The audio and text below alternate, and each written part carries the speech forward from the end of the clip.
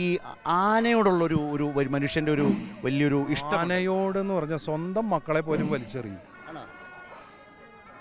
ചന്ദ്രശേഖരനെ എന്തെങ്കിലും പറ്റിയാൽ, രാമേന്ദ്രനെ എന്തെങ്കിലും പറ്റിയാൽ വീടും കുടുംബവും വരെ കളഞ്ഞു പോകും. അതെങ്ങനെ കിട്ടിയത്? ആ ഒരു പൂരത്തിന്റെ ഭാഗമായി അത് പാരമ്പര്യമാണ്. അത് പറഞ്ഞു കഴിഞ്ഞു കഴിഞ്ഞാൽ അത് പാരമ്പര്യമാണ്. ഞങ്ങൾ അങ്ങനെ അതങ്ങനെ ജീന. അത് എനിക്ക് എന്താ അത്, ഈ ആന എവിടെ കണ്ടാലും അതിന്റെ പിന്നാലെ പോകും. ഒരിക്കൽ ഭാര്യ മരുന്ന് മേടിക്കാൻ കുറിപ്പൊക്കെ തന്നു. കുറിപ്പൊക്കെ എവിടെയോ പോയി, ഞാൻ ആനയുടെ പിന്നാലെ.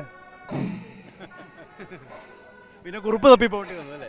അതിന് വേറെ കുറിപ്പിനെ പറഞ്ഞേക്കേണ്ടി വന്നു. എന്നിട്ട് എന്നെ ഭാര്യ എന്ന് പറഞ്ഞു, എന്തൊരു കുരിപ്പാ നിങ്ങളെന്ന് പറഞ്ഞു. അത് കുരിപ്പാണ്.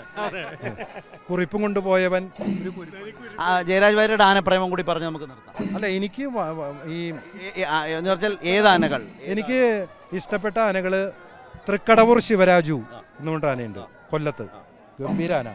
പാമ്പാടി രാജൻ ഗംഭീരാന.